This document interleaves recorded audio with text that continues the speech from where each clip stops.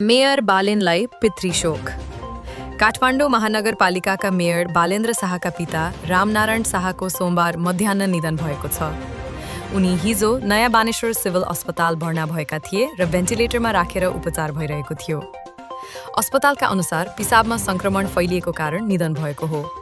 प्रधानमन्त्री सुशीला कार्की पनि सोमबार बिहान उनको स्वास्थ्य जाँच र अन्तिम स्थिति हेर्न अस्पताल पुगेकी थिइन्।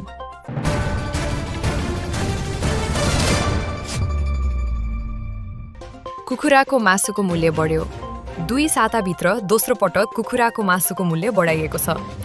राष्ट्रिय कुखुरा बिक्री व्यवसायी सङ्घका अनुसार सोमबारदेखि लागू हुने गरी मूल्य प्रति किलो 10 रुपैयाँले वृद्धि भएको छ।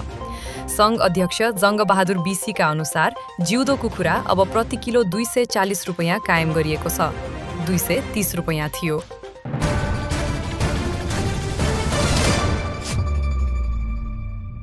बसेकै जिल्लाबाट भोट हाल्न मिल्ने र नो भोटको व्यवस्था राख्ने गरी अध्यादेश ल्याउने तयारी।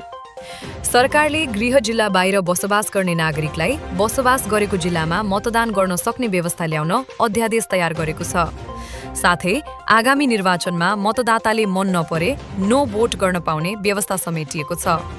गृह मन्त्रालय, कानुन तथा संसदीय मामिला मन्त्रालय र निर्वाचन आयोगसँग परामर्शपछि मतपत्रमा नो भोटको चिन्ह राखिनेछ। विदेशस्थित नेपालीको मतदान व्यवस्था पनि आयोग र सरकारले निर्धारण गर्नेछन्।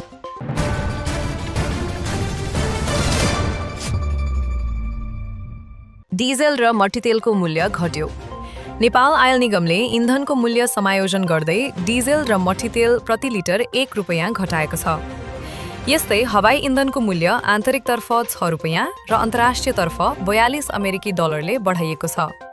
नयाँ मूल्य आज मध्यरातदेखि लागू हुनेछन्। पेट्रोल र ग्यासको मूल्य यथावत राखिएको छ, निगमले जनाएको छ।